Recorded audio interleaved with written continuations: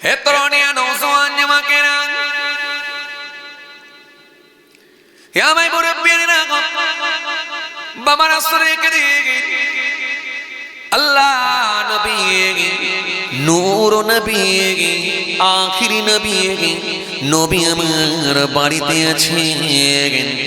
হযরতে আল্লাহর মালায়েকা ফেরেশতা এসে হাজির হয়ে গেলেন।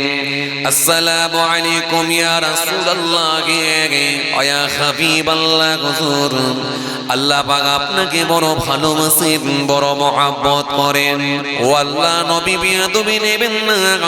হুজুর, আল্লাহ পাক আপনাকে জানিয়েছেন হুজুর, দুটো জিনিস আল্লাহ আপনাকে খুশির সংবাদ দিয়েছেন, দুটো জিনিস বলেছেন, তার ভেতরে একটা জিনিস আপনাকে দিতে রাজি হয়েছে।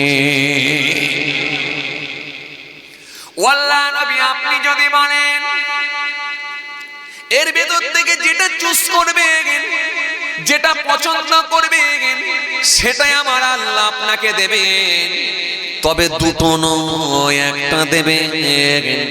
হুজুর, আপনি যদি বলেন হুজুর কাল কিয়ামতের ময়দানে আমার আল্লাহ খুশি হয়ে গিয়ে রাজি হয়ে গিয়ে আপনার কোটাগার গুনাহগার উম্মতদের ভেতর থেকে আমার আল্লাহ আপনার জবানের দোয়াতে আপনার গুনাহগার উম্মতদের ভেতর থেকে অর্ধেক লোককে আমার আল্লাহ জান্নাতি করে দেবে।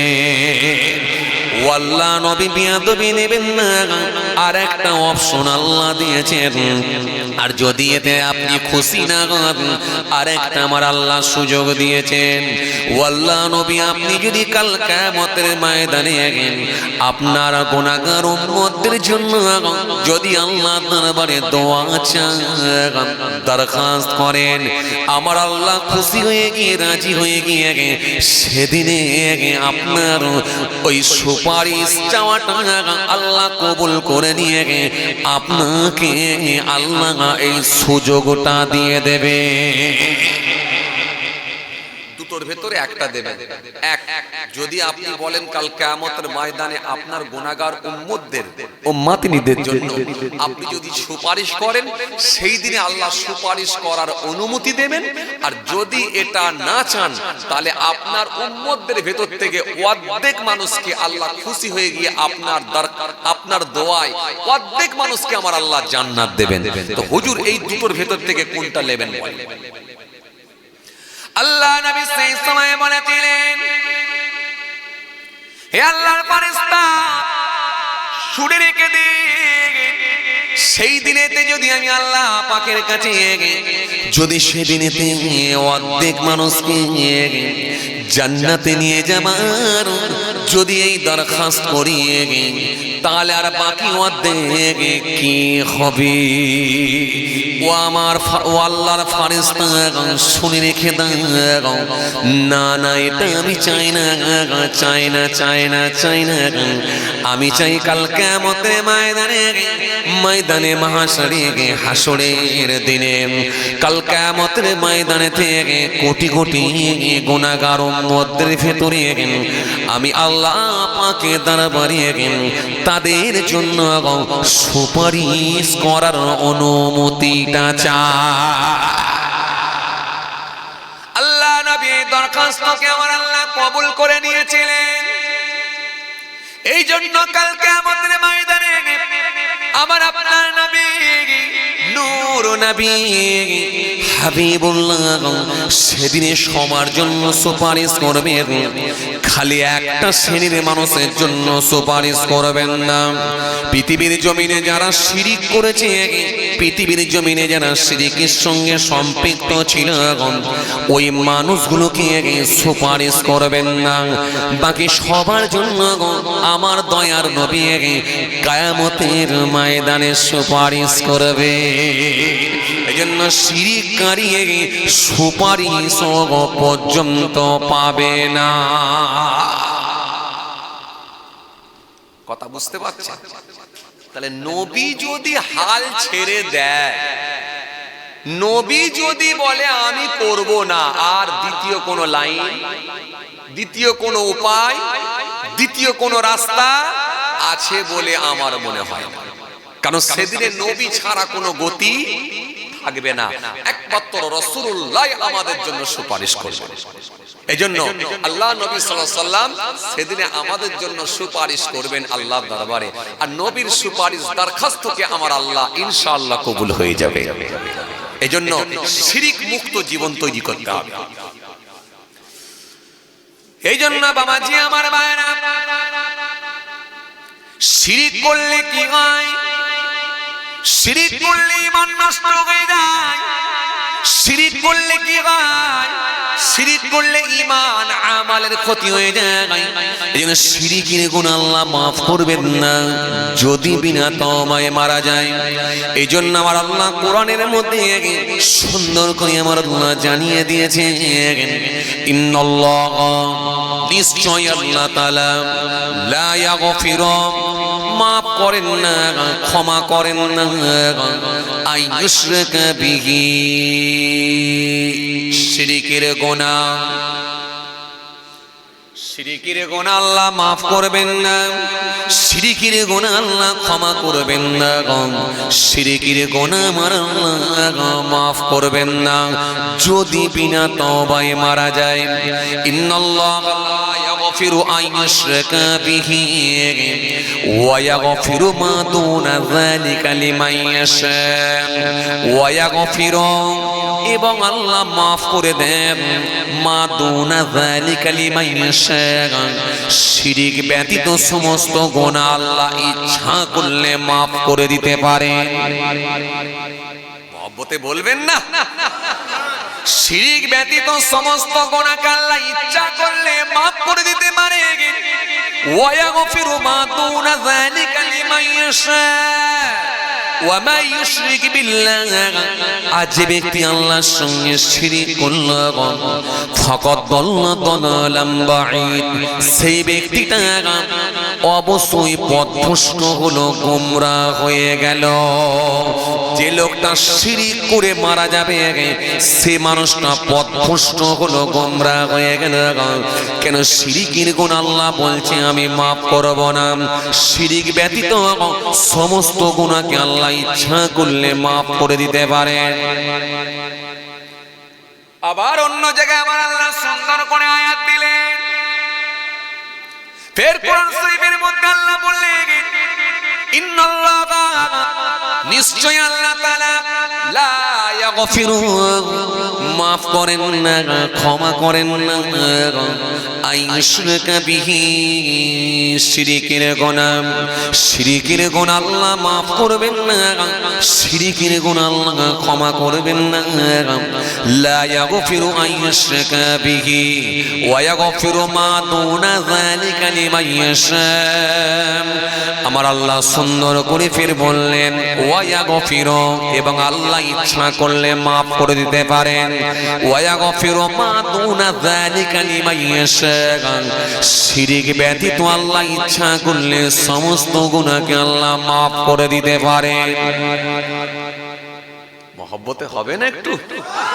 শিরিক ব্যতীত সমস্ত গুনাহকে আল্লাহ মাফ করে দিতে পারে, শিরিক ব্যতীত সমস্ত গুনাহকে আল্লাহ ক্ষমা করে দিতে পারে। ওয়া ইয়াগফিরু মা দুনা যালিকা লিমান ইয়াশা ওয়া মা ইউশরিক বিল্লাহ, আর যে ব্যক্তি আল্লাহর সঙ্গে শিরিক করলো ফাকাদ ইফতারা ইসমান আযীম, সেই ব্যক্তিটা বড় মাপের পাপ করলো, সে মহা পাপ করলো, গুনাহ করলো, বড় মাপের অন্যায় করলো। আবার অন্য জায়গায় আল্লাহ সুন্দর করে আয়াত দিলেন, ইন্নাহু মান ইউশরিক বিল্লাহি ফাকাদ হারামাল্লাহু আলাইহিল জান্নাহ ওয়া মাওয়াহুন নার ওয়া মা লিয-যালিমিনা মিন আনসার। কোরআন শরীফের মধ্যে আল্লাহ সুন্দর করে বললেন, ইন্নাহু মান ইউশরিক বিল্লাহ, যে ব্যক্তি আল্লাহর সঙ্গে শিরিক করলো, যে ব্যক্তি আল্লাহর সঙ্গে শিরিক করে, আমার আল্লাহ সুন্দর করে বললেন হারামাল্লাহু আলাইহিল জান্নাহ, জান্নাত তার জন্য হারাম হয়ে গেল, জান্নাত সে পাবে না তার জন্য হারাম হয়ে গেল, জান্নাত তার জন্য হারাম হয়ে গেল। ওয়ামা ওয়াহুন্নার, তার ঠিকানা হলো জাহান্নাম। ওয়ামা লিয-যালিমিনা মিন আনসার, আল্লাহ বললেন এই জালিমদের সাহায্যকারী কেউ হবে না। আবার আমার নবী হাদিস পাকের মধ্যে বললেন ইন্নাহু মাইয়ুশরিক বিল্লাহি, আমার নবী হাদিস পাকের মধ্যে বললেন কি বললেন, মান মাতা লা ইউশরিক বিল্লাহি শাইআন দাখালাল জান্নাহ, মান মাতা ইউশরিক বিল্লাহি শাইআন দাখালান নার। আমি রাসূল বলছি মান মাতা ইউশরিক বিল্লাহি শাইআন দাখালান নার, যে ব্যক্তি শিরিক করে মৃত্যুবরণ করবে, আমি রাসূল বলছি ঠিকানা তার জাহান্নাম হয়ে গেল, ঠিকানা তার জাহান্নাম। মান মাতা লা ইউশরিক বিল্লাহি শাইআন দাখালাল জান্নাহ, আর শিরিক না করে যদি কেউ মৃত্যুবরণ করে, আমি রাসূল বলছি তার ঠিকানা হবে জান্নাত।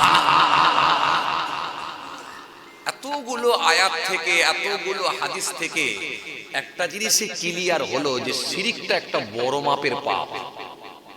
এই গুনাহ কিন্তু ক্ষমার অযোগ্য, এটা কিন্তু আল্লাহ ক্ষমা করবেন না যদি সে বিনা তওবায় মারা যায়। এজন্য তওবা ছাড়া আর দ্বিতীয় কোনো রাস্তা নাই। কিন্তু আমাদের জেনে না জেনে, আমাদের বুঝে, আবার অনেক সময় না বুঝে, অজান্তেও কিন্তু এই শিরকের সঙ্গে আমরা সম্পৃক্ত হয়ে যাই। আপনারা মনে মনে ভাবছেন যে শুধু যে কপালটা সিজদা দেওয়া, নাকটা কপালটা লাগিয়ে দেওয়া, এই সিজদা দেওয়াটাই শিরক, এছাড়া আর কেউ শিরক নেই। কে বলেছে আপনাকে? শিরকের অনেক ভাগ আছে, শিরকে আকবার আছে, শিরকে আসগার আছে, বড় শিরক আছে, ছোট শিরক আছে। বড় শিরকের আবার ভাগ আছে, একটা হলো ভাষাগত দিক দিয়ে শিরক হতে পারে, আর একটা হলো কর্মগত দিক দিয়ে শিরক হতে পারে, আর একটা হলো আকীদাগত দিক দিয়ে শিরক হতে পারে। এই শিরকের গুনাহ কিন্তু আল্লাহ মাফ করবেন না যদি কেউ এই শিরকের সঙ্গে যুক্ত হয়। কথা কিছু বুঝতে পারছেন? ভাষাগত দিক দিয়ে শিরক হতে পারে, কর্মগত দিক দিয়ে শিরক হতে পারে, আকীদাগত দিক দিয়ে শিরক হয়ে যেতে পারে। আমাদের হয়তো অজান্তেও ওই রকম ভুল হয়ে যেতে পারে, বা হয়তো আমাদের এই রকম অজান্তেও অনেক ভুল করে আমরা বসে আছি, হয়তো বুঝি না। এজন্য রাসূল বলছেন আখিরি জামানায় এমন একটা সময় আসবে, ঈমান বাঁচানোটা বড় কঠিন হবে। ঈমান বাঁচানোটা বড় কঠিন হবে। কেমন কঠিন? মানুষ সকালবেলা থাকবে মোমেন, আর সন্ধ্যেবেলা কুফরি করে কাফের হয়ে যাবে। সন্ধ্যেবেলা থাকবে মোমেন, সকালবেলা কুফরি করে কাফের হয়ে যাবে। এরা নিজেরাই জানবে না যে কাফের হয়ে বসে আছে। বল খেলার মাঠেতে গিয়ে হতে পারে, চায়ের দোকানে গিয়ে হতে পারে, চায়ের দোকানে গিয়ে হতে পারে, কোন মার্কেটে গিয়ে হতে পারে, ট্রেনেতে সফর করতে করতে হতে পারে, ফ্লাইটে সফর করতে করতে হতে পারে, বাসে চড়ে যেতে যেতে হতে পারে, খেলার মাঠেতে গিয়ে হতে পারে, বাড়িতে শুয়ে শুয়ে হতে পারে, মার্কেটে গিয়ে হতে পারে, সকালবেলা কর্মের মাধ্যম দিয়ে হতে পারে। সকালবেলা মোমেন আর সন্ধ্যেবেলা কুফরি করে কাফের হয়ে যাবে। এরা নিজেরা জানবে না যে কাফের হয়ে বসে আছে অলরেডি। কত মারাত্মক গুনাহ, বুঝতে পারছো? এজন্য ভাইরা আমার, বন্ধুরা আমার, সাথী মোহাম্মতের ভাইরা, ইমানদার মোমেন তার সঙ্গে একটা বেঈমানের অনেক তফাৎ থাকবে, তফাৎ থাকবে। এজন্য আপনি মুখে যেমন স্বীকার করেছেন, অন্তরে তেমন বিশ্বাস করেছেন, আর কি কার্যে পরিণত করেছেন, তবেই তো একজন ইমানদার মোমেন বলে দাবি করবেন। একটা নেতার সঙ্গে তো আপনার অনেক তফাৎ, তফাৎ নয়? একটা রাজনীতির নেতাও তো উঁচু স্টেজে উঠে ইনশাআল্লাহ, মাশাআল্লাহ, সুবহানাল্লাহ, আলহামদুলিল্লাহ বলে দেয়, দেয় না? ইনশাআল্লাহ, মাশাআল্লাহ, সুবহানাল্লাহ, আলহামদুলিল্লাহ এগুলো বলে দেয়। অনেক সময় দেখা যাচ্ছে মুসলিমদের ভোট ব্যাংকের জন্য বা ভোট ব্যাংকের স্বার্থে বা ভোটের জন্য অনেক রাজনীতির নেতারাও দেখা যাচ্ছে কলেমা শরীফও পড়ে দেয়। হয়তো শুদ্ধভাবে পড়তে পারে না, কিন্তু পরে কি পড়ে না? পরে এই কলেমা শরীফ হয়তো উঠে দেখা গেল পড়ে দিল স্টেজে, আর আমরা গোলাগালা মানুষ, কিছু মানুষ আছি সহজ সরল মানুষ, কলেমা পড়েছে মানে বিরাট ব্যাপার, ইনশাআল্লাহ বলেছে মানে বিরাট ব্যাপার, মাশাআল্লাহ বলেছে মানে বিরাট ব্যাপার, সুবহানাল্লাহ বলেছে মানে বিরাট ব্যাপার। আজকে তো এইগুলোই গোলমাল। রাজনীতির প্রেক্ষাপট নিয়ে দেখেন একবার, বর্তমান যে রাজনীতির প্রেক্ষাপট, বর্তমান যে রাজনীতির অবস্থা, আপনি দেখেন এইগুলো নিয়ে গোলমাল। একটা শ্রেণীর মানুষ তারা কঠিন ভাবে তারা জেগে উঠেছে। কেন? ওই যে ইনশাআল্লাহ মাশাআল্লাহ সুবহানাল্লাহ বলেছে, ব্যাস এই মুসলিমদের সরকার বা মুসলিমদের তোষণ করে বা মুসলিমদেরকে সব দেয়, এই যে একটা তকমা লাগাতে কিন্তু তাদের খুব সহজ হয়ে যায়। অথচ আপনি খবর দিয়ে দেখেন, দীঘাতে তাদের জন্য দেওয়া হয়েছে, পশ্চিম বাংলার বিভিন্ন প্রান্তে তাদের জন্য দেওয়া হচ্ছে, তাদের কোনো ধর্মীয় অনুষ্ঠানে 1,10,000 টাকা করে দেওয়া হচ্ছে, তাদের কোনো অকেশনে প্রচুর পরিমাণে টাকা দেওয়া হচ্ছে।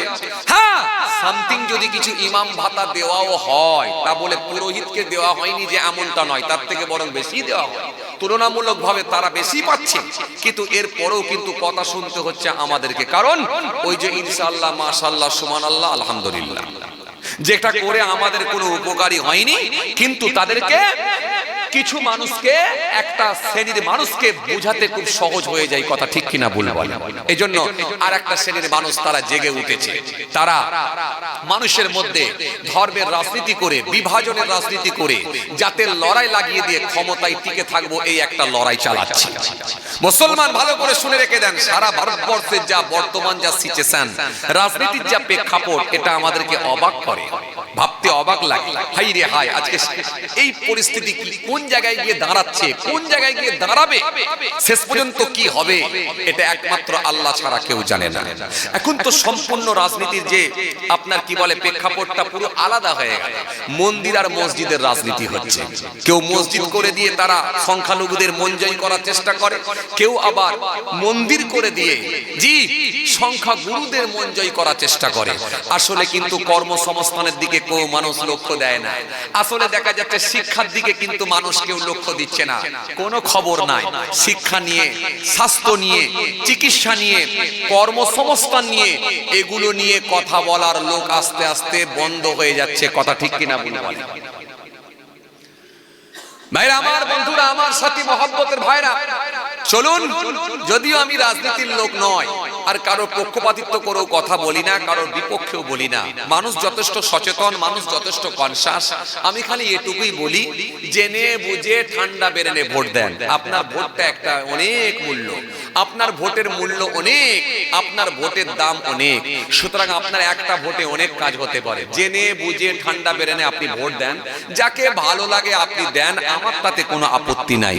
কিন্তু মনে রাখবেন, একটু সার্বিকভাবে চিন্তা করে দেবেন, কাকে দিলে ঠিক হবে, ভাবনা চিন্তা করে দেবেন, এবং বুদ্ধিমান মানুষদের সঙ্গে একবার নয় 5 বার 7 বার 10 বার 20 বার হলো পরামর্শ করে ভোট দেবেন, কারণ আপনার ভোটের একটা ভোটের মূল্য অনেক। ভাইরা আমার, বন্ধুরা আমার, সাথী মহব্বতের ভাইরা, যে কথা আপনাদের বুঝাতে চাইছিলাম, তাহলে এই ইনশাআল্লাহ মাশাআল্লাহ সুবহানাল্লাহ বললেই যে কেউ মুমিন হয়ে যাবে, ইমানদার হয়ে যাবে, এমনটা কিন্তু নয়। এজন্য আমাদেরকে কি করতে হয়? আমাদেরকে মুখে স্বীকার করতে হয়, অন্তরে বিশ্বাস আর কার্যে পরিণত করা। মুখে আমরা স্বীকার করেছি লা ইলাহা ইল্লাল্লাহু মুহাম্মাদুর রাসূলুল্লাহ সাল্লাল্লাহু আলাইহি ওয়াসাল্লাম। লা নেই, কি নেই? ইলাহা, কোন মাবুদ, কোন স্রষ্টা, কোন সৃষ্টিকর্তা। Negative, negative, negative. পজিটিভ কি? ইল্লাল্লাহ, কেবলমাত্র আল্লাহ ছাড়া। আল্লাহ ছাড়া কোনো মাবুদ নাই, আল্লাহ ছাড়া কোনো স্রষ্টা নাই, আল্লাহ ছাড়া কোনো সৃষ্টিকর্তা নাই। পরে কি বলা হলো?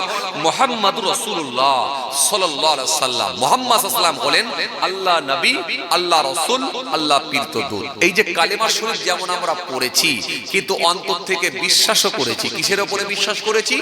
আমানতু বিল্লাহ ওয়া মালাইকাতিহি ওয়া কুতুবিহি ওয়া রাসূলিহি ওয়াল ইয়াউমিল আখির ওয়াল কদরি খাইরিহি ওয়া শাররিহি মিনাল্লাহি তাআলা ওয়াল বা'থি বা'দাল মাউত।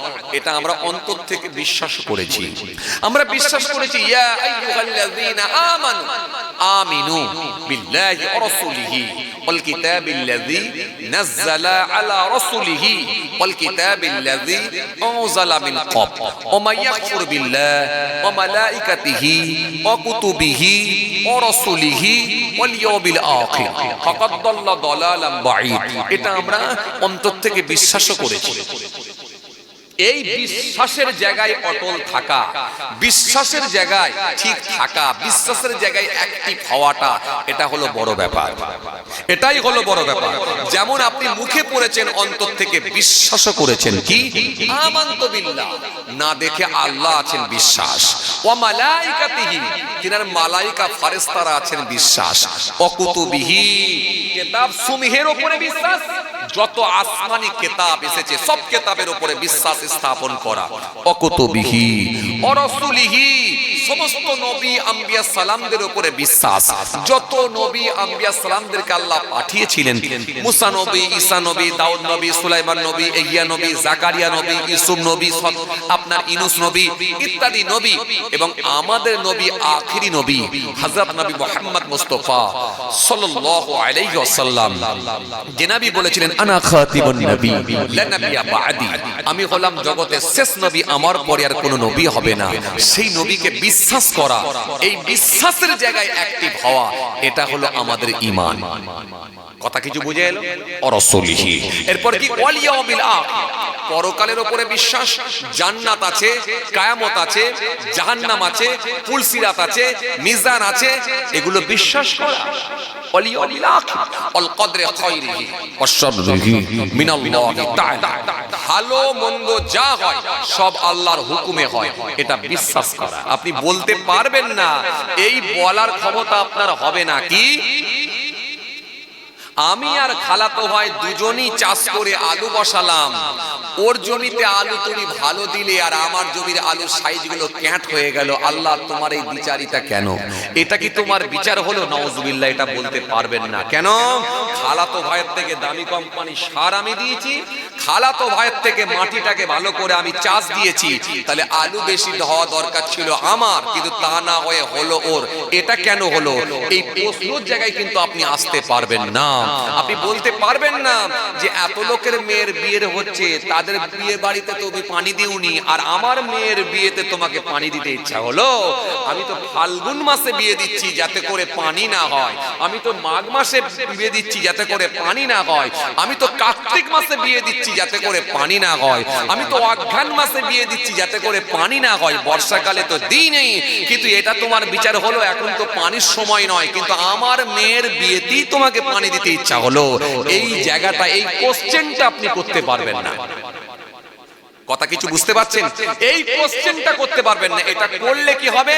তাহলে কিন্তু আপনার ঈমানের খাতরা হবে, খাতরা হবে। এইজন্য আপনি পড়ে নিয়েছেন ভালো এবং মন্দ যা হয় সব আল্লাহর হুকুমই হয়। এরপর কি ওয়াল বাসি বাদাল মাউত, মৃত্যুর পরে আবার জিন্দা হব, আবার আমার আল্লাহ তুলে দাঁড় করাবে, এর উপরে বিশ্বাস। এই বিশ্বাসের নাম হলো ঈমান। কথা বুঝে আসছে? তাহলে মুখে স্বীকার করা, অন্তরে বিশ্বাস করা, কার্যে পরিণত করা। আল্লাহ মেনেছেন, জোহর আদায় করেছেন, আসর পড়েছেন, মাগরিব পড়েছেন, এশা পড়েছেন, বসেছেন। আল্লাহ যদি হায়াতে রাখে ইনশাআল্লাহ ফজর পড়বেন, নিয়ত আছে। আল্লাহ মেনেছেন, নামাজি হয়েছেন, ফরজ মেনেছেন, ওয়াজিব মেনেছেন। আল্লাহ মেনেছেন, হালাল আর হারামকে পৃথক করে দিয়েছেন। আল্লাহ মেনেছেন, বাড়িতে বন্ধন ঢোকাননি। আল্লাহ মেনেছেন, বাড়িতে সুদ ঢোকাননি। আল্লাহ মেনেছেন, বিবিকে মহিলা সমিতির হেড বানাননি। আল্লাহ মেনেছেন, অন্যায় কাজ থেকে বিরত ছিলেন। নবী মেনেছেন, সুন্নত রেখেছেন। নবী মেনেছেন, জোহরের 4 রাকাত সুন্নত পড়েছেন। নবী মেনেছেন, মাগরিবের 2 রাকাত সুন্নত পড়েছেন। নবী মেনেছেন, আসরে অনেক সময় ফরজ নামাজের পূর্বে সুন্নত পড়ে থাকেন।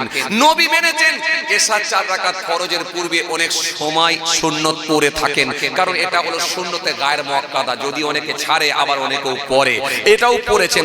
নবী মেনেছেন, মুখে দাড়ি রেখেছেন, এটা হলো সুন্নতি দাড়ি, এই দাড়িটা রেখেছেন নবী মেনেছেন। এই যে দাড়িটা রেখেছেন নবী মেনেছেন, এটা আপনি প্রমাণ করলেন যে আমি নবী মেনেছি। এজন্য এই দাড়ির গুরুত্ব অনেক বেশি।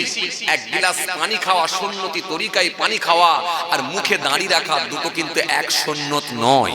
একটা সুন্নতি লেবাস পরে এক জায়গায় সুন্নতি লেবাস পরিধান করে বেরিয়ে পড়া আর মুখে দাড়ি রাখা দুটো সুন্নত এক নয়। কারণ এই সুন্নত, এটা এই সুন্নত, এই সুন্নতের গুরুত্বটা কিন্তু অনেক বেশি। কারণ এই সুন্নতটা এমন একটা সুন্নত, এই সুন্নতটাকে আপনি পাল্টাতে পারবেন না, চেঞ্জ করতে পারবেন না। আপনি যদি মনে করেন আমি মেলায় যাব, এই সুন্নতটাকে খুলে রেখে দিয়ে ঘরে সুন্দুকে ভরে দিয়ে চলে যাব, উপায় নাই, পারবেন? আপনি যদি বলেন জলসাই যাব, তখন এই দাড়িটাকে নিয়ে যাব, আর যখন সকালবেলা লটারির টিকিট কাটতে যাব, তখন এই দাড়িটাকে খুলে আলনার উপরে রেখে দিয়ে চলে যাব, লটারি কাটতে গেলে যেন কেউ দেখতে না পায়। সুতরাং আপনি এই দাড়িটা কিন্তু খুলে রেখে যেতে পারবেন না। সুতরাং আপনার এই দাড়ি, আপনার এই সুন্নত আপনাকে প্রমাণ করে দিচ্ছে যে তুমি নবীর সুন্নত আদায় করেছো, মেনে চলছো। আপনার এই সুন্নত, আপনার এই দাড়ি আপনাকে অনেক ধরনের পাপ কাজ থেকে বিরত রাখবে, সেটা হলো এই দাড়ি। এই জন্য দাড়ি খোলার সিস্টেম নয়, এই জন্য এই দাড়ির গুরুত্ব অনেক বেশি। এই জন্য কেউ যদি দাড়িকে নিয়ে মজাক করে, দাড়িকে নিয়ে যদি কেউ আপনার কি বলে ক্রিটিসাইজ করে, দাড়িকে নিয়ে যদি কেউ আপনার মাশকারা করে, দাড়িকে নিয়ে যদি কেউ আপনার কি বলে মানুষের সামনে যদি দাড়িকে নিয়ে ফাজলামো করে, এই জন্য তার ঈমান চলে যাওয়ার সম্ভাবনা থাকবে। যে দাড়িকে নিয়ে আপনি কোনো ফচকেমো করতে পারবেন না, এটা এমন একটা গুরুত্ব, এর গুরুত্ব অনেক বেশি। এই জন্য দাড়িকে নিয়ে আপনি কোনো বেফাস মন্তব্য করতে পারবেন না। কোনো সুন্নত নিয়ে, কোনো ফরজ নিয়ে বেফাস মন্তব্য করলে ঈমান চলে যাওয়ার সম্ভাবনা থাকে। ভাইরা আমার, বন্ধুরা আমার, সাথী মহব্বতের ভাইরা, এই যে কিছু ছেলে আছে না, একটা ছেলে ধরেন দিল্লিতে গেল কি বোম্বাইয়ে গেছে, ছেলেটা এখানে পড়তো, প্যান্ট শার্ট দাড়ি কাটা ছিল, কিন্তু বোম্বাইয়ে কাজে গেছে কি হায়দ্রাবাদে চলে গেছে, গিয়ে চারমিনার মসজিদের পাশে গিয়ে যখন কাজের সঙ্গে যুক্ত হয়েছে, থাকার পরে সে ছেলেটা দেখা যাচ্ছে আলহামদুলিল্লাহ, সে দেখা যাচ্ছে ওই মসজিদে যে নামাজ পড়ে, ওই সৌবতে পড়ে আলহামদুলিল্লাহ চেঞ্জ হয়ে গেল, হয়ে গিয়ে সে মুখে দাড়ি রেখেছে, সে এখন নামাজি হয়ে গেছে, সে এখন মুখে দাড়ি রেখেছে, দাড়ি রেখে নামাজ পড়ে আলহামদুলিল্লাহ সে যখন পুরো চেঞ্জ হয়ে গেছে, দেশে যখন ফিরেছে তাকে নিয়ে দেখা যাচ্ছে কেউ একটু তাকে নিয়ে পরিহাস করছে, তাকে নিয়ে ঠাট্টা করছে, কিরে তুই আবার হায়দ্রাবাদে গিয়ে তো হুজুর হয়ে গেলি, আছে না, তুই আবার হায়দ্রাবাদে গিয়ে কাজে গিয়ে আমাদের মৌলানা সাহেব হয়ে গেছি, মুখে দাড়ি, মাথায় টুপি, পাঞ্জাবি, ও কদিন থাকে দেখবো বলে, এই যে আপনাকে নিয়ে যেই মজাক করতে শুরু করলো, আপনাকে নিয়ে যে পরিহাস করতে শুরু করলো, এই দাড়ি নিয়ে বেফাস কথাবার্তা বলতে শুরু করলো, এতে তার ঈমান চলে যাওয়ার সম্ভাবনা থাকবে। কথা কিছু বুঝতে পারছেন? যে ভাইরা আমার, বন্ধুরা আমার, সাথী মহব্বতের ভাইরা, এই জন্য বলেছিলাম না, সকালবেলা মোমেন, সন্ধ্যেবেলা কুফরি করে কাফের। আসেন খেয়াল করেন ভাইরা আমার, যে কথা বোঝাতে চাইছিলাম, জি তাহলে মুখে স্বীকার করেছেন, অন্তরে বিশ্বাস করেছেন, আর কার্যে পরিণত করেছেন, তখন আপনি একজন নিজেকে প্রকৃত মোমেন বলে দাবি করতে পারেন। আসেন এইবার আপনাকে আমি যেটা বোঝাতে চাইছিলাম, তাহলে কিভাবে, কয়ভাবে শিরক হয়? একটা হলো ভাষাগত দিক দিয়ে হতে পারে, আর একটা হলো কর্মগত দিক দিয়ে হতে পারে, আর একটা কি, আর একটা হলো জি আকীদাগত দিক দিয়ে হতে পারে। এই আকীদাগত দিক দিয়েও যদি শিরক হয়ে যায়, তাহলে কিন্তু ঈমানের খাতরা হবে। হে তরুণিয়া, নওজওয়ান জামাকেরা, হে আমার মুরব্বিরা, বাবা রাসূল রেখে দিয়ে আল্লাহ নবীর একজন আলিয়া ছিলেন, আমাদের আম্মা জান, যিনার নাম হলো হযরতে আম্মা জান মায়মুনা রাদিয়াল্লাহু তাআলা আনহা। তিনি একদিন রাস্তা দিয়ে হেঁটে হেঁটে হেঁটে যাচ্ছেন, আম্মা জানের সঙ্গে আরেক আম্মা জান আছেন হযরতে হাফসা রাদিয়াল্লাহু তাআলা আনহা, তিনিও হেঁটে হেঁটে যাচ্ছেন। বেশ কিছুটা গেলেন, বেশ কিছুটা যাওয়ার পরে তিনারা তাকিয়ে দেখলেন, একটা গির্জা দেখতে পেলেন। গির্জার দিকে যখন তাকালেন, তাকিয়ে দেখলেন ওই গির্জার ভেতরে কতগুলো মূর্তি বানানো হয়েছে, মূর্তি রাখা আছে। হযরতে হাফসা, হযরতে মায়মুনা দুজনাই ফিরে গেলেন। ফিরে এসে আমার রাসূলুল্লাহ সাল্লাল্লাহু আলাইহি ওয়াসাল্লামের কাছে এসে পৌঁছালেন। ও আল্লাহ নবী, রাস্তা দিয়ে যাচ্ছিলাম, এরকম একটা ঘটনা এরকম একটা জিনিস দেখতে পেলাম। হুজুরের ব্যাপারটা কি একটু বুঝিয়ে দেন, আমরা বুঝে উঠতে পারলাম না। রাস্তা দিয়ে যাচ্ছিলাম, একটা গির্জা দেখলাম, গির্জার ভেতরে কতগুলো মূর্তি আছে দেখলাম। আল্লাহ নবী, এগুলো কেন বানানো হয়েছে, কি কারণে হয়েছে? হুজুর একটু ব্যাপারটা একটু ক্লিয়ার করে যদি বুঝিয়ে দিতেন, আমরা খুব ভালো খুশি হতাম, আমরা খুব সন্তুষ্ট হতাম যদি একটু ব্যাপারটা ক্লিয়ার করে বুঝাতেন। আল্লাহ নবী সেই সময়তে বলেছিলেন,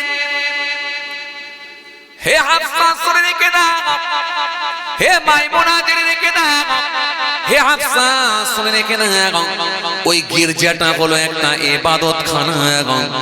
ওই ইবাদতখানার ভেতরে যে মূর্তিগুলো রাখা আছে, ও হাফসা শুনে রেখে দাও, ও হাফসা জেনে রেখে দাও, ওই মূর্তিগুলোকে মানুষ বানিয়েছে। আর ওই গির্জার নিচে সৎ মানুষ, নেককার মানুষ, আল্লাহওয়ালা মানুষেরা শয়িত আছেন, শুয়ে আছেন, ইন্তেকাল হয়ে গেছেন। ওরই ওপরে একটা গির্জা বানিয়েছে, আর গির্জার ভেতরে মূর্তিগুলো বানিয়েছে। কারণ তাদের বিশ্বাস হলো, ওই ভালো মানুষগুলোর মূর্তি যদি বানানো হয়, যা কিছু চাওয়া পাওয়া দরকার হবে ওই মূর্তির সামনে গিয়ে তারা করবে। এটাই হলো তাদের জন্য একটা শিরিক। হে তরুণিয়া, নওজওয়ান জামাকেরা, হে আমার মুরব্বিরা, বাবারা শুনে রেখে দিন, এই মূর্তির কাজে যদি বিশ্বাস করে ফেলে, এই মূর্তি আমার ভবিষ্যতের খবর যা বলবে, বা এই মূর্তি আমার ভালো মন্দের মালিক, যদি এই বিশ্বাসটা তারা করে ফেলে, তাহলে মনে রাখতে হবে এটাই হলো প্রত্যক্ষভাবে শিরিক। ও মুসলমান, ভালো করে শুনে রেখে দেন, জেনে রেখে দেন। এই জন্য আকীদাগত দিক দিয়েও শিরিক হতে পারে, কর্মগত দিক দিয়েও হতে পারে, আর কাজের আর কি বলে কর্মগত দিক দিয়েও হতে পারে, আকীদাগত দিক দিয়েও হতে পারে, আর বাবাজি আমার ভাইরাম, আর ভাষাগত দিক দিয়েও হতে পারে। যদি এই তিনটে দিক দিয়ে কোনোভাবে যদি শিরকের সঙ্গে যুক্ত হয়, তওবা না করলে আল্লাহর কাছে ক্ষমা পাওয়ার কোনো সুযোগ নাই। ও মুসলমান, ভালো করে শুনে রেখে দেন, আকীদাগত শিরক কেমন?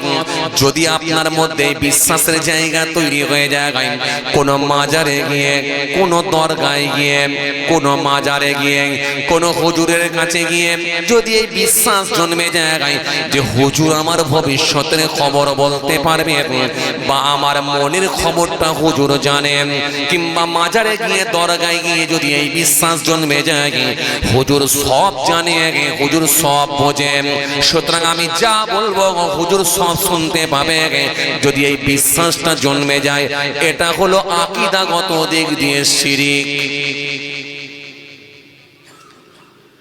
খাজা বাবার দরবারে আপনি চলে গেলেন, খাজা বাবার দরবারে গিয়ে বলেন, বাবা খাজা, আমার তো দুইটা মেয়ে, অন্তত তুমি একটা ছেলে দিও, তোমার কাছে যে এসেছে সেই পেয়েছে, কাউকে তো তুমি নিরাশ করে ফিরিয়ে দিও না। বাবা খাজা, তুমি আমাকে অন্তত একটা ছেলে দিও। যখনই এই কথাটা বলে ফেলবে বা এই বিশ্বাসটা সে করে নেবে, তার মানে বুঝে নিতে হবে সেটা হলো আকীদাগত দিক দিয়ে শিরক। ও মুসলমান, ভালো করে শুনে রাখেন বাবাজি আমার ভাইরা, এই আকীদাগত দিক দিয়ে যদি শিরক হয়ে যায়, এটাও কিন্তু আল্লাহর কাছে বড় মাপের পাপ। কারণ ছেলে দেওয়ার মালিক একমাত্র আল্লাহ, আল্লাহ ছাড়া আর কারো দেওয়ার ক্ষমতা নাই। যেটা আল্লাহর দ্বারাই হয়, আমার আল্লাহ পাকের ক্ষমতার হয়, আল্লাহর ইচ্ছাই হয়, এটা অন্য কারোর দ্বারাই সম্ভব নয়। যদি এটা আপনার ভেতরে মনে হয়ে যায় যে আমার দেওয়ার মালিক খাজা বাবা, তাহলে এটা শিরিক হয়ে যেতে পারে, এটা শিরিক হয়ে যেতে পারে। এই শিরিকের গুনাহ কিন্তু আল্লাহ পাক ক্ষমা করবেন না, মাফ করবেন না যদি বিনা তওবায় মারা যায়। কেন? দেওয়ার মালিক আল্লাহ, দেওয়ার মালিক কোনো মানুষ নয়, বান্দা নয়। তার মানে আল্লাহর সমকক্ষ বলে মনে করা, এটা হলো প্রত্যক্ষভাবে শিরক। ভাইরা আমার, বন্ধুরা আমার, সাথী মহব্বতের ভাইরা, এটা হলো আকীদাগত দিক দিয়ে শিরক। কোন উচ্চ শিক্ষিত একটা ছেলে, সে দার্জিলিং এ গেছে, দার্জিলিং এ গেছে, কোন উচ্চ শিক্ষিত একটা ছেলে দার্জিলিং এ গেছে, দার্জিলিং এ বেড়াতে গিয়ে দার্জিলিং এর বিশাল বিশাল পাহাড় দেখছে, বিশাল বিশাল পাহাড়, পাহাড় ফেটে যখন ঝর্ণা পড়ছে, এই ঝর্ণার পানির দিকে তাকিয়ে আছে, তাকিয়ে বলছে এই বিশাল পাহাড় ঝর্ণা এটা কার হুকুমে চলে? এটা কি কোনো মানুষ তো হতে পারে? না না। কোন স্রষ্টা আছে? না না। এই মহাবিশ্ব কিভাবে সৃষ্টি হলো? আমার তো মনে হয় মহাবিশ্ব একটা বিস্ফোরণের মাধ্যম দিয়ে সৃষ্টি হয়েছে।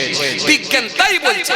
যদি এই কথা তার ধারণা তৈরি হয়ে যায়, সেই ছেলেটা মনে রাখতে হবে এটা হলো আকীদার দিক দিয়ে সে শিরিক করে ফেলে। এই শিরিকের গুনাহ কিন্তু আল্লাহ মাফ করবে না। এরপরে যদি সে মনে করে ফেলে যে এই মহাবিশ্ব যদি আল্লাহ সৃষ্টিও করে থাকে, কিন্তু এই মহাবিশ্ব যদি আল্লাহ বানিয়েও থাকে, তাহলে তিনি একা বানিয়েছেন নাকি না তিনাকে হেল্প করার জন্য কেউ ছিল? কারণ গোটাটা যেখানে যায় সেখানেই তো আসমান, যেখানে যায় সেখানেই তো সূর্যের লাইট, যেখানে যায় সেখানেই তো সূর্যের লাইট দেখতে পায়। আমেরিকায় গেলে সেখানেও আসমান, ব্রিটেনে গেলে সেখানেও আসমান, ফ্রান্সে গেলে সেখানেও আসমান, জার্মানে গেলে সেখানেও আসমান, জাপানে গেলে সেখানেও আসমান, জি আরবে গেলে সেখানেও আসমান, ভারতে গেলে সেখানেও আসমান, পাকিস্তানে গেলে সেখানেও আসমান, বাংলাদেশে গেলে সেখানেও আসমান। এই যে সব জায়গায় আসমান দেখতে পাচ্ছি, আসলে কি এটা স্রষ্টা একাই বানিয়েছেন নাকি না আবার হেল্প করার জন্য কেউ ছিল? যদি এটা মনের ভেতরে চলে আসে, তাহলে বুঝতে হবে এটা আকীদাগত দিক দিয়ে শিরক হয়ে গেল। ভাইরা আমার, বন্ধুরা আমার, কেন? আমার রব, আমার আল্লাহ, তিনি ঘোষণা দিয়েছেন আমি কে, তিনার পরিচয় তিনি তুলে ধরেছেন। হুয়াল্লাহু আহাদ, বলো সে আল্লাহ হলেন এক বা একক। আল্লাহুস সামাদ, তিনি বেনিয়াজ, কারো মুতাফিক্কি নয়। লাম ইয়ালিদ, তিনি কাউকে জন্ম দেননি। ওয়া লাম ইউলাদ, তিনি কারো জন্মিত নন। ওয়া লাম ইয়াকুল লাহু কুফুয়ান আহাদ, আকাশ জমিনে আল্লাহর সমকক্ষ আর কিছুই নাই। এই আমার রবের পরিচয়। আর আপনি যদি বলেন হেল্প করার জন্য কেউ ছিল, তাহলে এটা আকীদাগত দিক দিয়ে হলো শিরক। কাটিহাটি বাজারে দেখবেন, কাটিহাটি বাজারে মাঝে মাঝে দেখবেন ওষুধ বিক্রি করতে আসে, মাঝে মাঝে দেখবেন কেউ সাপ খেলা দেখাতে আসে, কেউ বা দেখবেন বাঁদর খেলা দেখাতে আসে। কিছু মানুষ তারা দেখবেন গোল করে খেলা দেখে আর আনন্দ উপভোগ করে। আবার কিছু মানুষ দেখবেন হাত দেখে ভবিষ্যতের খবরও বলে। এরকম লোক আছে না নাই? অনেক সময় দেখবেন হাত দেখে ভবিষ্যতের খবর বলে, এরকমও কিছু মানুষ আছে দেখবেন। আবার কিছু মূর্খ মুসলমান, অজ্ঞ মুসলমান আছে, তারা আবার হাত দেখে, হাত দেখিয়ে ভবিষ্যতের খবর জানতে চায়। কথা বুঝে আসছে? আমার উস্তাদ সমতুল্য, উস্তাদ যদিও নয়, তিনি আমাকে ছোটবেলায় পড়াশোনা করাননি ঠিকই, কিন্তু তিনি অন্য মাদ্রাসায় শিক্ষকতা করতেন। এজন্য উস্তাদ সমতুল্য এক হুজুরের মুখে আমি শুনছিলাম। আমি অনেকটাই ছোট তখন ছিলাম। তিনি আমাকে বললেন, বাবা তোমাকে একটা গল্প শোনাই। আমি বললাম হুজুর বলেন। আমি খুব আগ্রহ নিয়ে শুনতে ইচ্ছুক হলাম। আমি বললাম হুজুর বলেন। তিনি বললেন, বাবা তোমাকে একটা গল্প শোনাই, শোনো। আমি কি বলেন হুজুর? বলে, বাবা যখন আমি ছোটবেলায় পড়াশোনা করতাম কলকাতায়, মানে তিনি তিনার কথা বলছেন, ছোটবেলায় যখন কলকাতায় পড়াশোনা করতাম, তো এই ছোটবেলায় যখন আমি কলকাতায় যাব বলে বেরিয়েছি, কলকাতায় পড়াশোনা করতাম, মাওলানা আবুল কালাম আজাদ নামে যে আজাদ কলেজ আপনারা জানেন, আর পাশে যে আলিয়া ইউনিভার্সিটি আপনারা জানেন, দুদিকে দুটো হোস্টেল আছে আপনারা জানেন, একটা বেকার হোস্টেল, একটা ইলিয়াড হোস্টেল, ওই যে ওয়েলিংটন, লোটাস, গোলতলা, তালতলা আপনারা জানেন। তো হুজুর বলছেন, বাবা আমি ওই কলকাতায় যখন পড়াশোনা করতাম, তো অনেক সময় হাওড়া থেকে হেঁটে হেঁটে ধর্মতলায় চলে যেতাম, বাসে ট্রেনের সমস্যা হলে অনেক সময় হেঁটে হেঁটে চলে যেতাম। তো আমরাও পড়াশোনার সময় আমরাও অনেক সময় হাওড়া থেকে হেঁটে হেঁটে ধর্মতলা চলে গেছি, আবার কখনো কখনো ধর্মতলা থেকে হেঁটে হেঁটে পার্ক সার্কাসে চলে গেছি। এগুলো হয়েই থাকে, কারণ কলকাতায় হাঁটলে কিছু মনে হয় না। আর ওই মাঝে মাঝে এত জ্যাম হয়ে যায়, ওই জ্যামের থেকে আগে পৌঁছে যাবেন, জ্যামের থেকে আগে পৌঁছে যাবেন। এক এক সময় এমন জ্যাম লেগে যায়, যদি হেঁটে হেঁটে আপনি চলে যান, দেখা যাবে ওই জ্যাম যা হচ্ছে তার থেকে আগে আগে পৌঁছে যাবেন। কথা বুঝতে পারছেন তো? হুজুর শোনাচ্ছেন, বলেন বাবা শোনো, একদিন হাওড়া থেকে হেঁটে হেঁটে যাচ্ছি, আমি আছি আর আমার একটা বন্ধু আছে। হঠাৎ করে দেখি হাওড়া ব্রিজে দেখি কিছু মানুষের ভিড় এক জায়গায় জমায়েত হয়েছে, গোল করে ঘিরে দাঁড়িয়ে আছে। তখন আমরা দুজনে ভাবলাম যে এখানে কি হচ্ছে একবার দেখি, বলে একটু আগিয়ে গেলাম, গিয়ে দেখি একজন লোক হাত দেখে ভবিষ্যতের খবর বলছে। হাত দেখে, কথা বুঝছেন না? হাত দেখে বলে দিচ্ছে, মন্ত্র পড়ে আর হাত দেখে ভবিষ্যতের খবর বলে দিচ্ছে, মানে কি হবে আগামী দিনে সেটা সে বলে দিচ্ছে। আর মানুষজনকে ভুল বুঝিয়ে কিছু টাকা ইনকাম করছে, ওখান থেকে কিছু গাছের শিকড় মাদুলি বিক্রি করে কিছু ইনকাম করে বেরিয়ে যাচ্ছে। কথা বুঝতে পারছেন তো? তিনি বলছেন, আমি তখন যখন দেখলাম যে এইরকম সিচুয়েশন, মনটা একটু চাইলো তাহলে আমি একটু হাত দেখাই। কথা বুঝছেন না? মাদ্রাসায় পড়া ছাত্র, বুঝতেই পারছেন, মাদ্রাসায় পড়া ছাত্ররা খুব তীক্ষ্ণ ব্রেনের হয়। মাদ্রাসায় পড়া ছাত্ররা খুব তীক্ষ্ণ ব্রেনের হয়। কথা বুঝে আসছে? এদের উপস্থিত নলেজটা অনেক বেশি। এরা যদি ভুলবশত কোনো অন্যায় কাজ করেও ফেলে, আবার তওবা করে আল্লাহর কাছে আবার তওবা করে আল্লাহর কাছে ফিরে আসবে, মাফ চেয়ে নেবে। এই জন্য এদের সঙ্গে শয়তান খুব একটা পেরে উঠতে পারে না। এই জন্য ইবলিস ভয় করে আলেমকে, সাধারণ আবেদকে ভয় করে না। 1000 আবেদকে ইবলিসের পথভ্রষ্ট করতে বেশিক্ষণ সময় লাগে না, কিন্তু একটা আলেমকে পথভ্রষ্ট করা ইবলিসের অনেক কষ্টকর ব্যাপার হয়ে যায়, অনেক টাইম লাগে। কারণ সেই মানুষটাকে যখন সে গুমরা করার চেষ্টা করবে, তার মধ্যে কোরআন হাদিস আছে, সে কোরআন হাদিসের অ্যাঙ্গেল দিয়ে আবার দেখা যাবে অন্যায় করলেও কিন্তু স্যালেন্ডার হয়ে আল্লাহর কাছে ফের ক্ষমা প্রার্থী হবে, ফিরে চলে আসবে। এই জন্য ইবলিস পারে না চট করে একটা আলেমকে পথভ্রষ্ট করতে, এই যে আলেমকে ভয় করে। কথা বুঝে আসছে তো? তিনি বলছেন, আমি ওই ব্রিজেতে ওই যিনি হাত দেখে ভবিষ্যতের খবর বলছে তার কাছে গেলাম, গিয়ে আমি একটু হাতটা বাড়ালাম, বাড়িয়ে বললাম, আমার ভবিষ্যতের খবর বলতে হবে না আর অতীতের খবরও বলতে হবে না, এখন বর্তমান খবর একটু কিছু বলবো। কথা বুঝতে পারছেন না? এই মাদ্রাসার ছাত্র, কথা বুঝতে পারছেন না? মাদ্রাসার ছাত্ররা এরা খুব ব্রেনিয়ান হন, খুব ডেঞ্জার হন। কথা বুঝছেন না? একটা স্কুলের স্টুডেন্টকে জিজ্ঞাসা করা হয়েছে, হ্যাঁ কোচি বলতো, এই পুকুরটা এক বালতি পানি, এই পুকুরটার পানি এক বালতিতে তোলা যাবে? একটা স্কুল ছাত্রকে জিজ্ঞাসা করছে, হ্যাঁ কোচি বলতো, এই পুকুরের পানি এক বালতিতে তোলা যাবে? তখন বলছে, তা আবার হয় নাকি? এত বড় পুকুরের পানি এক বালতিতে তোলা যায়? আর মাদ্রাসার ছাত্রকে জিজ্ঞাসা করছে, হে কোচি বলতো, এই পুকুরের পানি এক বালতিতে তোলা যাবে? বলে হ্যাঁ যাবে। বলে কি করে যাবে? বলে কি করে যাবে? বলে যাবে না কেন? বলে এত বড় পুকুরের পানি এক বালতিতে তোলা যায়, যাবে কি করে? বলে অবশ্যই যাবে। বলে কি করে হবে? বলে পুকুরের থেকে বালতিটা বড় লাগবে। কথা মনে বুঝতে পারেন? বুঝতে পারছেন কি বলছে? পুকুরের থেকে বালতি বড় নিয়ে আসতে হবে, তাহলে গোটা পুকুরের পানি বালতিতে চেপে যাবে। কথা বুঝতে পারছেন? বলছে তা আবার হয় পুকুরের থেকে বালতি বড় পাওয়া যায়? বলে তা আবার হয় এক বালতিতে কি আর তোলা যায়? তোমার যেমন প্রশ্ন তেমন উত্তর। এই জন্য মাদ্রাসা ছাত্রদেরকে ইবলিস পর্যন্ত ভয় পায়। কথা বুঝে আসছে? এখন সে উস্তাদ হুজুর বলছেন, কথা বুঝছেন? তিনি বলছেন, আমি যখন হাতটা বাড়ালাম, হাতটা বাড়িয়ে বলুন ভবিষ্যতের খবর ছাড়ুন আর অতীতের খবরও ছাড়ুন, এখন বর্তমান নিয়ে কিছু খবর বলুন।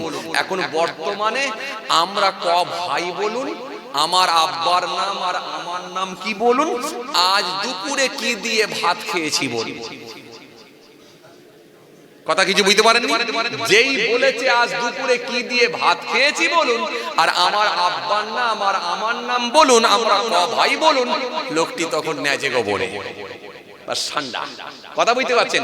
কারণ ওরা ভবিষ্যতের খবর বলার নাম দিয়ে আপনাকে কিছু কমন কথাবার্তা তুলে ধরে, যেগুলোর ভেতরে 10টা বললে একটা মিলে যায়। তার মানে কেমন? তার মানে আপনাকে 10টা যখন বলছে, বলতে বলতে একটা মিলে গেল। কেমন? বাবু তুমি একটা বড় বিপদ থেকে বেঁচেছো, জীবনে সবথেকে বড় একটা বিপদের সম্মুখীন তুমি হয়েছিলে, ওই বিপদটা খুব কঠিন বিপদ, হতে হতে তুমি বেঁচে গেছো। আর ওই দিনটা যদি তুমি একটু যদি ঠিকভাবে না একটু সচেতন থাকতে, তাহলে কিন্তু তোমার মৃত্যুও হতে পারত। যখন এই কথাটা বলে দিয়েছে, তখন সেই ছেলেটা চিন্তা করে দেখলো বড় বিপদ থেকে বেঁচেছি, মৃত্যুও হতে পারত। তার মানে সেই ছোটবেলায় ক্লাস 6-এ যখন পড়ি, রাস্তা পার হতে গিয়ে, স্কুলে যাওয়ার সময় রাস্তা পার হতে গিয়ে একটা লরির সামনাসামনি হয়ে গিয়েছিলাম, তাহলে মনে হয় ওই দিনটার কথাই বলছে যে বড় বিপদ থেকে বেঁচেছি। কিংবা ছোটবেলায় আমার মায়ের মুখে শুনেছিলাম মারাত্মক একটা জ্বর হয়েছিল, ওই জ্বরেতে আমার প্রায় 102-3 জ্বর উঠে গিয়েছিল। উঠে গিয়ে গোটা শরীর যখন কম্পন শুরু হয়েছিল, তখন সব বাড়িতে কান্নাকাটি শুরু হয়ে গেল। তার মানে ওই মৃত্যু থেকে বেঁচে এসেছি, তার মানে এটা বলছে। ব্যাস 10টা বলতে গিয়ে একটা মিলে গেল। কমন প্রশ্ন, যেই মিলে গেল তখন বলছে মিলে যখন গেছে, তখন বললো হ্যাঁ ঠিকই বলেছেন, মিলে গেছে। তখন এবারে হাতটা লম্বা করে দিয়ে ভবিষ্যতের খবর জানতে চাইলো। সেখান থেকে কিছু তাবিজ কিংবা দেখা গেল কিছু গাছের শিকড় বিক্রি করে দিয়ে কিছু ইনকাম হয়ে গেল। কথা বুঝে আসছে? এগুলো হচ্ছে ইনকামের রাস্তা। এই জিনিসগুলোকে যদি বিশ্বাস করে নেওয়া হয়, এটাও হলো শিরিক, এটাও হলো শিরিক। এই শিরিকের গুনাহ আল্লাহ মাফ করবেন না।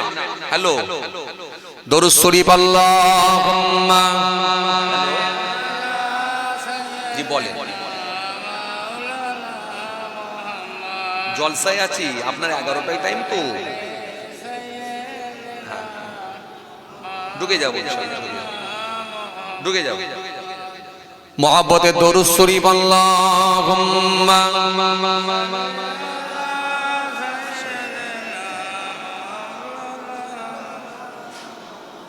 وعلى آله।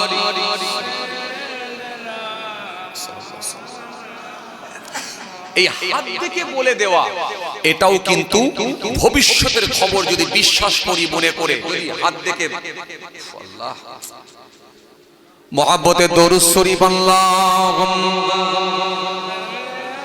হ্যালো, ওয়ালাইকুম আসসালাম। ঢুকে যাবো ইনশাআল্লাহ, ঢুকে যাবো। আমি এই বেরোবো যে হ্যাঁ, আমি নেমে ফোন করে নিচ্ছি, জলসায় আছি, নেমে ফোন করে নিচ্ছি। ঠিক আছে আমার দিনদার ইমানদার নেক আল্লাহ ভাইরা, এই ফোন করা ধরেছে মানে আর বন্ধ হবে না, আবার ফোন শুরু হবে। যাক, যে কথা বোঝাতে চাইছিলাম ভাইরা আমার, বন্ধুরা আমার, তাহলে এগুলো হচ্ছে আকীদাগত দিক দিয়ে শিরক। এগুলো ছোট ছোট কিন্তু হয়ে থাকে অনেক সময়। যেমন ধরেন আপনি আল্লাহ না করেন কোন একটা বয়স্ক লোক, চাচা মাচায় বসে আছে, মুখটা শুকনো হয়ে গেছে, মুখটা ছোট হয়ে গেছে, বড় যেন অসুস্থ শরীর নিয়ে বসে আছে। একটা যুবক ছেলে ওই রাস্তা দিয়ে যাচ্ছে, যেতে যেতে সাইকেলটা নিয়ে দাঁড় করালো, দাঁড় করিয়ে বলছে চাচা কি হলো? আসসালামু আলাইকুম। ওয়া আলাইকুম আসসালাম। চাচা কি হলো, মন টন খারাপ কেন, এরকম মুখ শুকিয়ে বসে আছেন? চাচা বলছে বাবা শরীরটা খারাপ, অসুস্থ, তাই মুখটা শুকিয়ে গেছে, একটু মন টন খারাপ করে বসে আছি। তখন যুবকটা বলছে আচ্ছা চাচা কি হয়েছে আপনার? বলছে বাবা সুগারটা একটু বেড়ে গেছে। বলে সুগার কত হয়েছে? বলছে বাবা সুগার প্রায় এখন 430 হয়ে গেছে। যখন বলেছে 430 হয়ে গেছে, তখন ওই যুবক ছেলেটা বলছে আপনাকে তো আমি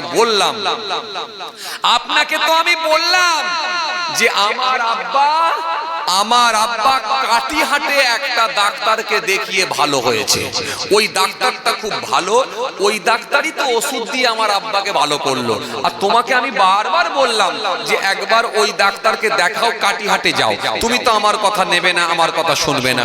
যদি যেতে তাহলে ওখানে গেলে ডাক্তার ভালো করে দিত, ভালো হয়ে যেতে। তুমি অন্তত ওখানে একবার যেতে পারতে, কিন্তু ছোট ছেলের কথা নিলে না। তুমি আর কি করবো, আমার আর কিছু বলার নেই বলে ছেলেটা চলে গেল। আচ্ছা এই যে কথাটা বলে গেল, এই কথাটা বলার ভেতরে কোথায় শিরকি কথা ঢুকে গেল বলেন?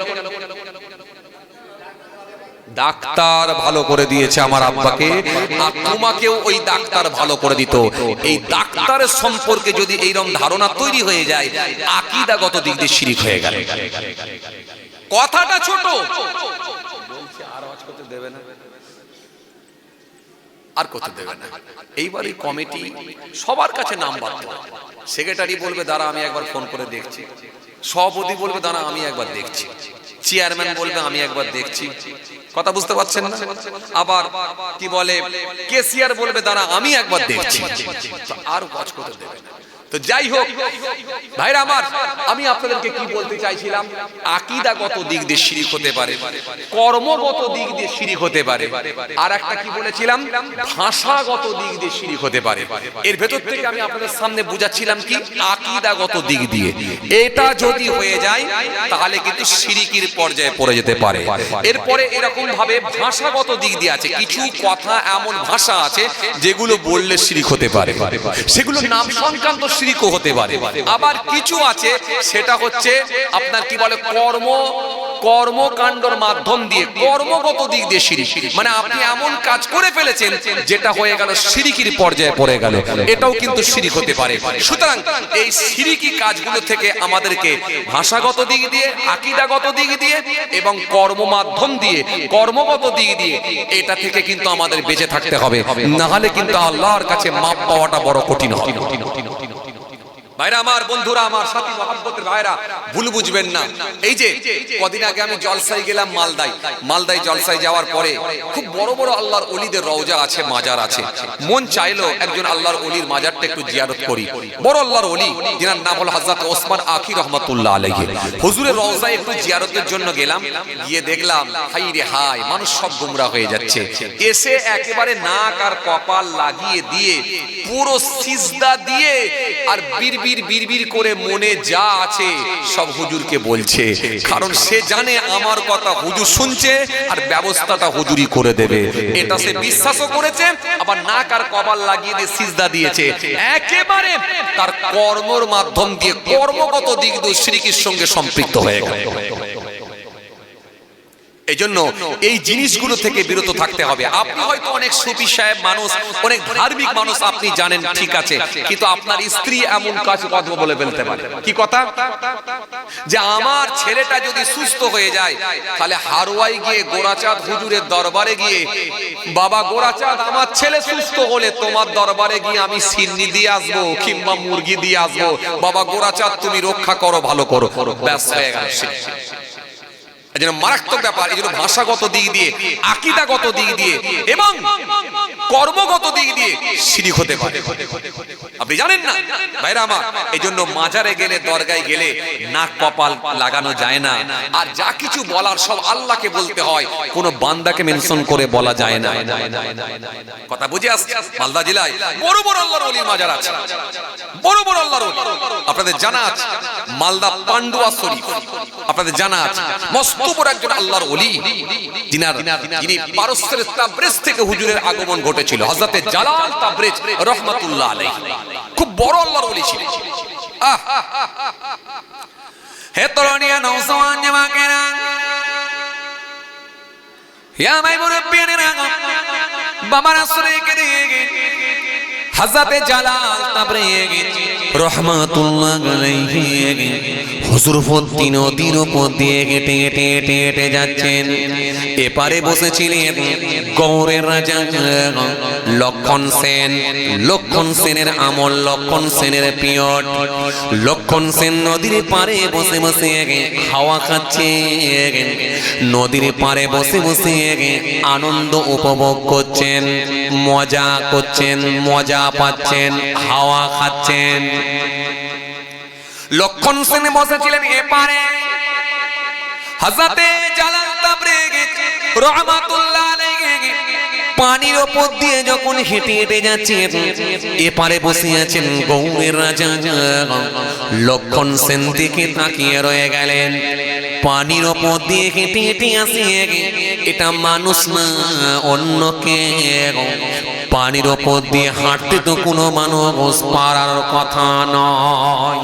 যেখানে লঞ্চের দরকার হয়, যেখানে বোটের দরকার হয়, যেখানে স্টিমারের প্রয়োজন হয়, কোন জায়গায় জাহাজও চলে, পানির উপর দিয়ে এরকম জাহাজের উপরে করে, স্টিমারে করে, বোটে করে, যানবাহনের মাধ্যম দিয়ে যেতে হয়। কিন্তু পানির উপর দিয়ে মানুষ হাঁটে, এরকম দৃশ্য তো আমি কোনোদিন দেখি না। লক্ষণ সেন দেখে হতভম্ব হয়ে গেলেন, অবাক হয়ে গেলেন। কি দেখছি, কি দেখছি? এটা কোনো মানুষ না, এটা কোনো অন্য কিছু, এটা তো আমি বুঝে উঠতে পারি না। আল্লাহর ওলি হযরতে জালাল তাবরিগি রাহমাতুল্লাহ আলাইহি হুজুর আমার পানির উপর দিয়ে হেঁটে হেঁটে হেঁটে হেঁটে হেঁটে হেঁটে চলে এলেন, কিনারায় এলেন, নদীর পাড়ে চলে এলেন। পাড়ে এসে জমিনের উপরে পা দিয়ে হেঁটে হেঁটে চলে যাচ্ছেন। নদীর পানিতে হুজুরের পা পর্যন্ত ভেজে না। গৌরে রাজা থাকতে না পেরে ছুটে গিয়ে হুজুরের পা দুটো জড়িয়ে ধরতে যায়। আল্লাহর ওলি বললেন, ডোন্ট টাচ মি, তুমি আমাকে টাচ করবে না, ছোবে না, ছোবে না। কি হয়েছে তুমি আমাকে মুখে বলো। লক্ষণ সেন সেই সময় বলেছিল, ও বাবা ফকির সাহেব, ও বাবা মুসলমানদের পীর সাহেব, আপনার ক্ষমতা আমাকে হতভম্ব করেছে, আপনার ক্ষমতা আমাকে অবাক করেছে। পানির ওপর দিয়ে কোনো মানুষ হাঁটতে পারে, এটা আমার জীবনের প্রথম দেখছি সচক্ষে। আমি তো এরকম ঘটনা কোনোদিন দেখি না। ও বাবা ফকির সাহেব, আপনি বিরাট পাওয়ারের মালিক, বিরাট ক্ষমতার অধিকারী আপনি। হুজুর বললেন, বাবা শুনে রেখে দাও, ও বাবা জেনে রেখে দাও বাদশা, এটা আমার কোনো ক্ষমতা নয়, এটা আমার কোনো শক্তি নাই, এটা আমার কোনো ক্ষমতা নাই। হাযা মিন ফাজলি রাব্বি, এটা হলো আমার স্রষ্টার দেওয়া ক্ষমতা। যদি বলতো আমার ক্ষমতা, এটাও হয়ে যেত শিরক, এটাও হয়ে যেত শিরক। কেন? আল্লাহ যেটা পারেন সেটা আমি পাচ্ছি পানির উপর দিয়ে, তার মানে এটাও হতো শিরক। কথা কিছু বুঝতে পারছেন? ওলি হওয়া যায় এত সহজে নয়। এই জন্য ওলিরা যারা হয়েছে সব আলেমরাই ওলি হয়েছে, বেশিরভাগ আলেমরাই ওলি হয়। আবেদ লোক, তাকে ইবলিস শয়তান পথভ্রষ্ট করতে বেশিক্ষণ সময় লাগে না। কোন মুহূর্তে আপনাকে এমন প্যাচে ফেলে দেবে, দিয়ে আপনার ঈমান আমল সব শেষ করে দেবে। কথা কিছু বুঝে আসছে? এখানেও তিনি বললেন, না আমার ক্ষমতা নাই, আমার কি ক্ষমতা, আমার মালিক তিনি দয়া করে আমাকে দান করেছেন বলে আমি হাঁটতে পারছি। জোরে বলবেন না, তিনি দিয়েছেন বলে আমি হাঁটছি, আমার কি ক্ষমতা। লক্ষণ সেন সেই সময় বলেছিল, ও বাবা পাকিস্তান, ও বাবা পীর সাহেব, আপনাকে যে আমি গিফট করতে চাই, আপনাকে আমি কিছু দিতে চাই। আল্লাহর ওলিদের ভেতরে কোন লোভ থাকে না, কোন লালসা থাকে না, কোন চাহিদা থাকে না। আল্লাহর ওলি সেই সময় বললেন, না না না না, আমি তো তোমার কোনো উপকারে আসি না, আমি তোমার দেওয়া গিফট কেন গ্রহণ করব। হুজুর বললেন, আমি নেব না। লক্ষণ সেন বলে, আমি ছাড়ব না। হুজুর বলেন, আমি নেব না। লক্ষণ সেন বলে, আমি ছাড়ব না। হুজুর বলেন, আমি নেব না। লক্ষণ সেন বলে, আমি দেব, ছাড়ব না। জোর করে যেটা দেওয়া হয়েছিল, 2 বিঘে, 4 বিঘে, 6 বিঘে, 8 বিঘে, 10 বিঘে সম্পত্তি নয়, জোর করে যেটা দেওয়া হয়েছিল 22,000 সম্পত্তি হুজুরকে দেওয়া হয়েছিল। ওই আল্লাহর ওলি ওই জায়গায় বসে বসে ইবাদত বন্দেগি করতে থাকে। পরে বাংলাদেশে সিলেটের মাটিতে গিয়ে শেষ নিঃশ্বাস ত্যাগ করেন। ওই জায়গাটা ফকির অনাগত কাঙ্গালদের নামে লিখে দিয়ে চলে গিয়েছিলেন। এই জন্য ওই জায়গাটার নাম হলো আজও পর্যন্ত 22,000। আপনি মালদা পান্ডুয়া শরীফে যাবেন, সেখানে গিয়ে দেখবেন বোর্ড লাগানো আছে, এত এত সালের এত তারিখে এত তারিখে এত এত সালের এত তারিখে ভর্তি নদীর ওপর দিয়ে মুসলমানদের একজন পীর সাহেব নদীর ওপর দিয়ে হেঁটে হেঁটে চলে গিয়েছিলেন।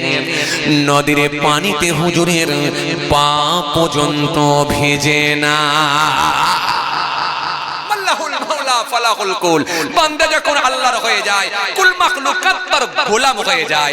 আল্লাহর ওয়াদা আছে, ফাসকুরুনি আযকুরকুম, বান্দা আমাকে স্মরণ কর, ডাক, আমি কথা দিচ্ছি তোদেরকে স্মরণ করব। যে বান্দা আমার হয়ে যাবে, আমি কথা দিচ্ছি তার হয়ে যাব।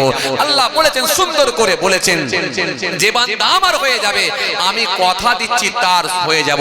ওয়াস্তাঈনু বিস-সাবরি ওয়াস-সালাহ, বান্দা তোমরা ধৈর্য, সবর ওয়াস সালাহ, নামাজের মাধ্যমে আমার দরবারে দোয়া চাও, আমি আল্লাহ কথা দিচ্ছি তোমাদের দরখাস্তকে কবুল করে নেব।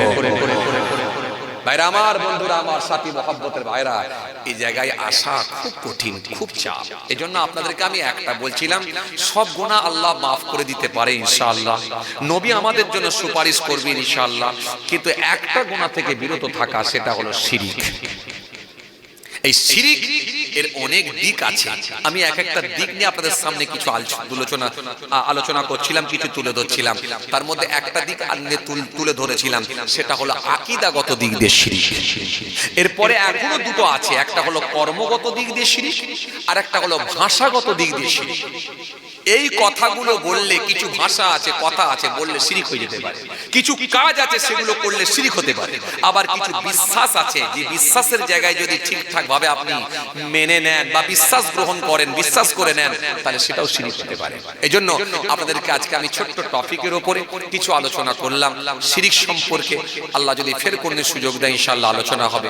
সবাই আমার জন্য দোয়া করবেন, আমি আপনাদের জন্য দোয়া করি, আমার জন্য দোয়া করবেন। বুঝতেই পারছেন, যদি পেছন টান না থাকতো, হয়তো আরেকটু সময় দেওয়া যেত।